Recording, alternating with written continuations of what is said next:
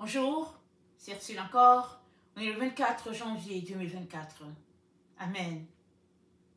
Fils et filles de l'homme, oui, c'est possible. Fils, fille de l'homme, oui, c'est possible. Alors, nous vivons dans un temps où tout tend vers ce qui est hybride. Question de mode, pensée du moment, tendance générale sur toute la terre. Toujours est-il que Jésus nous a dit, il en sera comme du temps de Noé. Luc 17. Ce qui arriva du temps de Noé arrivera de même au jour du Fils de l'homme. Les hommes mangeaient, buvaient, se mariaient leurs enfants jusqu'au jour où Noé entra dans l'arche. Le déluge vint et les filles tous périrent. Ce qui arriva du temps de Lot arrivera pareillement. Les hommes mangeaient, buvaient, achetaient, vendaient, plantaient, bâtissaient. Mais le jour où Lot sortit de Sodome, une pluie de feu et de soufre tomba du ciel et les fit tous périr. Il en sera de même le jour où le Fils de l'homme paraîtra. Amen. La pensée de l'heure, c'est que tout soit hybride. Chacun peut faire ce qu'il veut. À partir du moment où il a décidé qu'il voudra changer les choses peuvent être changées. Et si la personne a les moyens, tout sera changé. Parce que l'homme est au centre. Amen. L'homme est devenu, n'est-ce pas, un Dieu pour lui-même.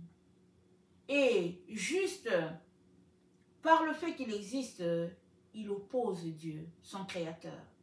Juste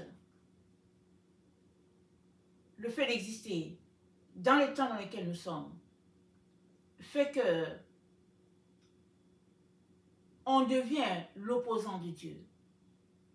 À moins que on ait décidé d'être tout simplement la créature, les choses seront tout simplement que l'homme oppose Dieu, l'homme est Dieu, et voilà comment chacun devrait prendre les choses. Si tu ne dis rien, ce sera la tendance pour toi. Et si tu penses que tu es l'enfant de ton père, créé à son image, il te revient de poser des actions pour prouver que tu opposes la pensée du moment. Tu opposes l'esprit de notre temps. Voilà ce qui se passe dans ce siècle où nous nous trouvons avec cette génération de la fin. Amen. Et David dit dans le psaume 31, David dit,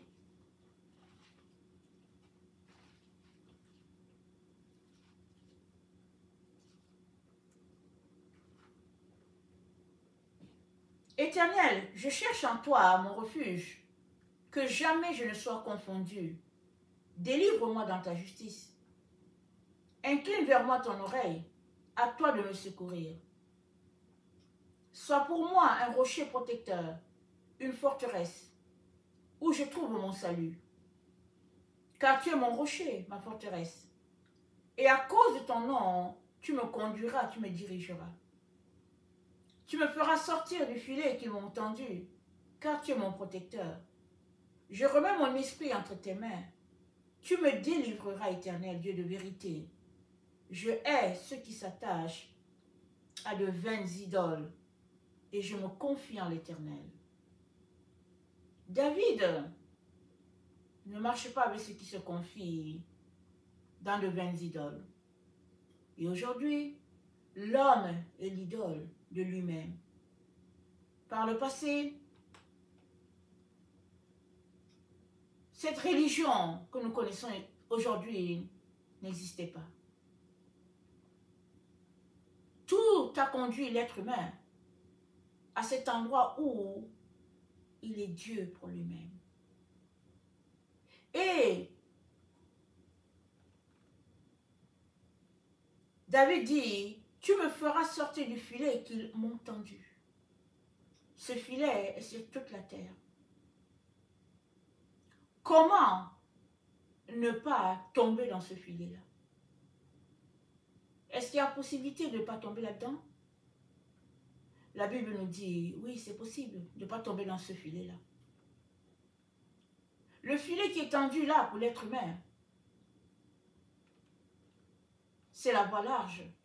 C'est la tendance du moment. C'est l'esprit de l'heure. Et tout le monde épouse cet esprit-là. Si ce n'est pas de changer son genre, ça peut être de changer une partie sur soi. Si ce n'est pas de changer une partie sur soi, ça peut être tout simplement de se déguiser pour ressembler à autre chose, à une autre personne. Ça peut être de porter un accoutrement tel qu'on ne te reconnaisse pas. Et qu'aujourd'hui, tu parais roux, et puis demain, tu parais blond, et puis après-demain, tu parais un garçon, et puis après, tu parais tout simplement une chose. Chacun peut se changer, peut se transformer comme il veut dans les temps où nous sommes. Mais la Bible appelle cela de l'idolâtrie. Et c'est un filet qui est tendu et n'importe qui peut tomber dedans et périr loin de Dieu. Dieu ne veut pas cela pour toi et il te dit, c'est possible là où nous sommes d'être un fils, une fille de l'homme alors que la tendance est d'être hybride et puis d'être porté à être une chose, un animal. Et ici, il ne s'agit pas d'apporter une injure, n'est-ce pas? 1 Corinthiens 15 parle de deux types de personnes. La personne qui est restée avec l'esprit d'Adam est appelée une personne à l'état animal. La personne qui a quitté l'esprit d'Adam pour marcher selon l'esprit de Christ est appelée une personne spirituelle. La tendance du moment, c'est que chacun décide de faire ce qu'il veut de sa propre personne. Si bien que ce qui est élevé, ce n'est pas le spirituel, c'est le physique qui est élevé. Alors que notre époque met l'accent sur tout ce qui est physique, mais Dieu te dit, en tant que son enfant, en tant que sa fille, de te concentrer sur le spirituel. Parce que ressembler à Dieu, c'est développer ton état d'être humain de telle manière qu'il ressemble à celui-là qui t'a créé, c'est-à-dire que tu deviennes un être spirituel. Jésus-Christ a dit dans Jean 4, l'heure vient et est déjà là, où les vrais adorateurs vont adorer Dieu en esprit et en vérité. Adorer Dieu en esprit, c'est laisser de côté la marche de la chair et embrasser la marche où l'Esprit Saint est roi en toi, te dirige et te conduit. Et la tendance du moment, c'est la tendance de détruire tout ce qui est individuel, tout ce qui est particulier, tout ce qui est unique, de telle sorte que tout devient global, général, hybride. Tout est mélangé. On ne sait pas qui est quoi, qui est qui, tout est mélangé. C'est la tendance du moment. Mais Dieu a créé des êtres uniques, spirituels, à sa ressemblance, en mission sur la terre pour des œuvres bien définies. Et pour arriver à accomplir ta mission sur cette terre, tu devras te dissocier de tout ce qui se passe. Tu devras prendre position et marcher en périphérie parce que le chemin ou la route sur laquelle tout le monde est appelé à marcher, c'est la route large portant sur le changement, amen, hybride. Que vas-tu faire? Si tu ne dis rien, toutes les politiques en place te conduiront là. Tu le constateras par toi-même. Tu es appelé à dire quelque chose, c'est-à-dire à poser des actions dans le sens contraire. Et c'est cela, être fils et fille de l'homme sur cette terre. Parce que nous avons été créés à la ressemblance de Dieu, en mission sur cette terre, pour une œuvre bien précise que Dieu a définie.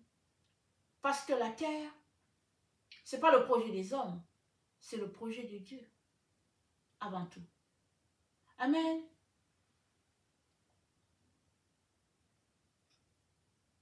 Tu es appelé à être un modèle. Malgré l'opposition, tu es appelé à être un modèle. Et au verset 16, le roi David dit, « Mes destinées sont dans ta main. Délivre-moi de mes ennemis et de mes persécuteurs. Fais luire ta face sur ton serviteur. Sauve-moi par ta face. Délivre-moi de mes ennemis, de mes persécuteurs. » Qui sont ceux-là qui persécutent la race humaine? C'est les humains eux-mêmes qui ont décidé tout simplement que la tendance du moment, c'est la tendance hybride. Et Dieu nous a dit, tout sera distinct. Lévitique 19, le verset 19.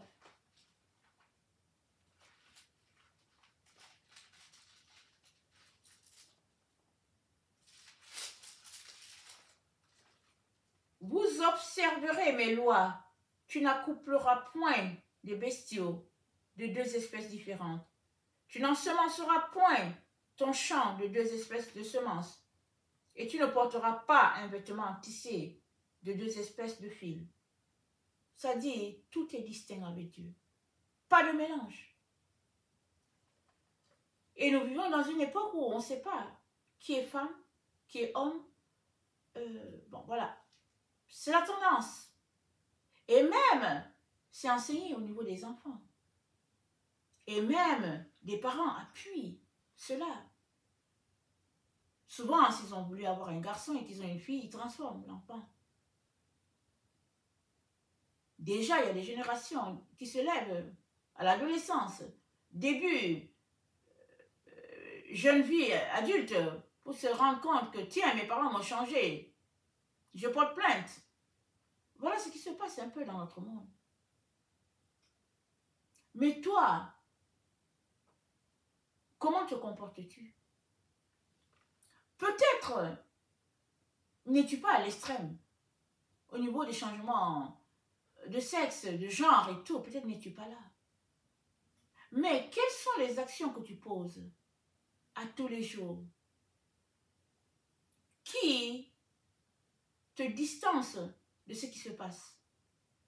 Quelles sont les actions que tu poses? Parce qu'à l'heure où nous sommes tous appelés à prendre position d'un bord ou de l'autre. Si tu n'es pas de la pensée hybride ou bien de la pensée du moment, de l'heure, de notre génération, tu es appelé à te comporter à la manière du ciel. C'est l'un ou c'est l'autre. et qui ne dit rien consent. Et le Seigneur vient en ce jour t'encourager.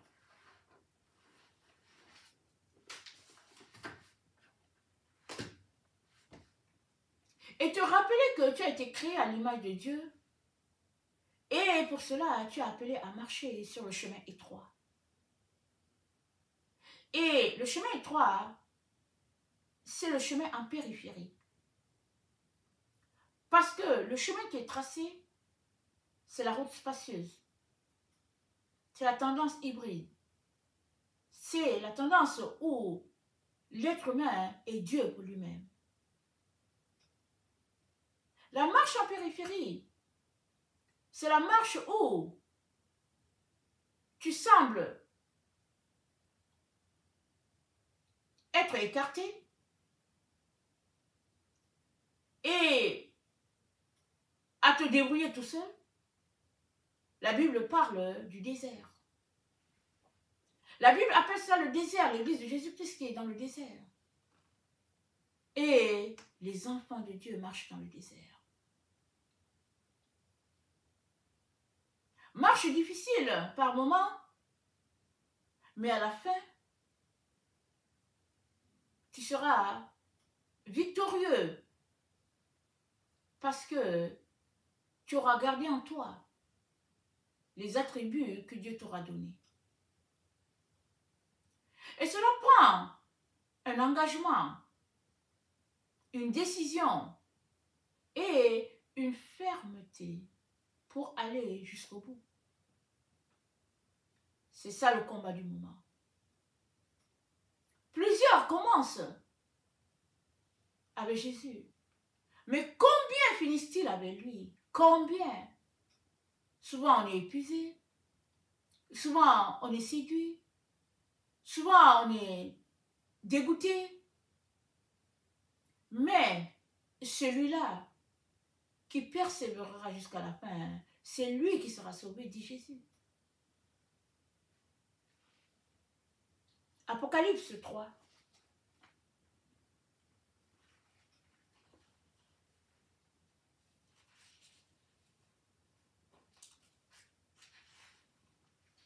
Le verset 10. Parce que tu as gardé la parole de la persévérance, en moi je te garderai aussi à l'heure la tentation qui va venir sur le monde entier pour éprouver les habitants de la terre. Je viens bientôt. Retiens ce que tu as afin que personne ne prenne ta couronne. Celui qui vaincra, je ferai de lui une colonne dans le temple de mon Dieu. Il n'en sortira plus. J'écrirai sur lui le nom de mon Dieu et le nom de la ville de mon Dieu, de la nouvelle Jérusalem qui descend du ciel d'auprès de mon Dieu, et mon nom nouveau. Mon nom nouveau. Que celui qui a les oreilles entende ce que l'Esprit dit aux églises. Apocalypse 3. Le verset 1. Écrit à l'ange de l'église de Sardes. Voici ce que dit celui qui a les 7 esprits de Dieu et les 7 étoiles. Je connais tes œuvres. Je sais que tu passes pour être vivant et tu es mort. Sois vigilant. Affermis ce qui est près de mourir, car je n'ai pas trouvé tes œuvres parfaites devant mon Dieu. Rappelle-toi donc comment tu as reçu et entendu et garde. Repens-toi. Si tu ne veilles pas, je viendrai comme un voleur, et tu ne sauras pas à quelle heure je viendrai sur toi. Cependant, tu as à Sardes quelques hommes qui n'ont pas souillé leurs vêtements. Ils marcheront avec moi en vêtements blancs parce qu'ils en sont dignes. Celui qui vaincra sera revêtu ainsi de vêtements blancs. Je n'effacerai pas son nom du livre de vie. Je confesserai son nom devant mon Père et devant les anges. Que celui qui a les oreilles entende ce que l'Esprit dit aux églises. Il est question de garder son vêtement jusqu'à la fin, et c'est Christ notre vêtement. Il est question de marcher par le commandement de Dieu jusqu'à la fin, et c'est Christ notre commandement. Il nous a appris à marcher par l'amour, dans l'amour, et de nous abstenir des convoitises de ce monde. Où en es-tu? C'est une chose de dire, oui, j'ai choisi Jésus. C'est une chose de dire, je veux marcher loin des pensées de ce monde. C'en est une autre. De mettre en pratique ce que tu dis. Et de vivre par ce que tu dis. Et c'est la marche de la foi. C'est la marche de la foi. Parce que Dieu dit que oui, c'est possible. Des fils et des filles d'hommes dans notre génération. Dieu dit c'est possible. Daniel a vu une génération de la fin où il y avait des hommes il y avait des personnes à tendance animale et d'autres à tendance humaine. Daniel était troublé. Il a passé des jours sans dormir, sans manger, tellement il était troublé. Mais à un moment donné, Dieu lui montre une vision. Alors que les juges placent les sièges et que les gens s'apprêtent à couronner un animal, il voit Dieu, il voit venir auprès de Dieu quelqu'un de la race humaine. Voilà pourquoi le livre de Daniel parle du Fils de l'homme. Parce que la génération de la fin est remplie de peuples qui n'ont pas de problème à être une génération animale. Les gens de cette génération n'ont pas de problème. C'est la tendance. C'est-à-dire faire très peu pour marcher par l'esprit, mais tout faire pour exceller dans la chair. On n'aime pas une telle partie, on s'en va, on coupe, on ajoute telle autre. On n'aime pas cette partie, on retourne, on coupe ceci, on taille ici. Et puis, tout est question de physique, d'une beauté éphémère, de la séduction. Tout est question de cela. Le culte du corps, voilà le temps dans lequel nous sommes. Mais Jésus a dit, l'heure vient, et elle est là, où les vrais adorateurs adoreront Dieu en esprit et en vérité. Voilà les adorateurs que Dieu demande. Voilà ce que Dieu attend de toi, que tu sois trouvé, adorant Dieu en esprit et en vérité.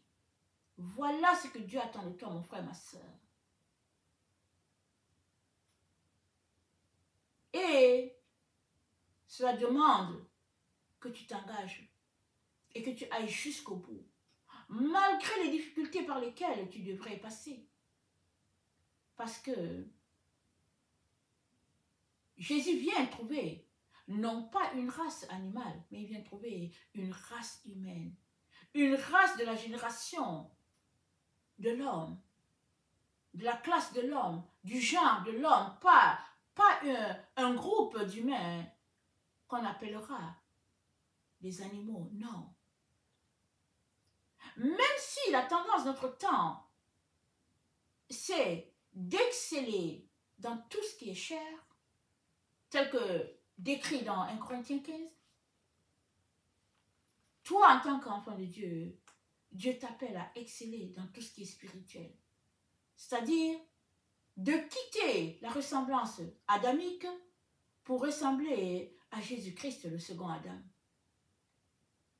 C'est ça que Dieu attend de chacun d'entre nous. Et cela demande, amen, que nous puissions laisser de côté la voie large et embrasser celle-là qui est en périphérie. Que sa grâce soit abondante pour chacun d'entre nous, afin que cela soit non pas un engagement du moment, mais un vrai, qui part d'une parole confessée, des actions posées et des résultats évidents. Je terminerai en lisant Deutéronome 31, le 19b. Choisis la vie afin que tu vives toi et ta postérité, pour aimer l'Éternel ton Dieu, pour obéir à sa voix et pour t'attacher à lui. Car de là dépend de ta vie et la prolongation de tes jours. Et c'est ainsi que tu pourras demeurer dans le pays que l'Éternel a juré de donner à tes pères, Abraham, Isaac et Jacob. La terre appartient aux enfants de Dieu. La terre appartient aux enfants de Dieu. Et Dieu te dit, tu as besoin de choisir la vie. Alors que tu choisis la vie, tu hériteras cette terre. Elle est à toi. La nouvelle Jérusalem est ici sur la terre. Voilà pourquoi il est important que tu ne te laisses pas emporter par les tendances du moment, par les séductions de notre temps, mais que tu retrousses tes manches et que tu te concentres à chercher Dieu et à le connaître. Ce qui fera la différence entre toi, de la race humaine, et ceux-là qui auront choisi de ne pas être de la race humaine. Que le Seigneur bénisse sa parole. Maranatha, Jésus revient. Amen et Alléluia. Soyons tous bénis. Amen.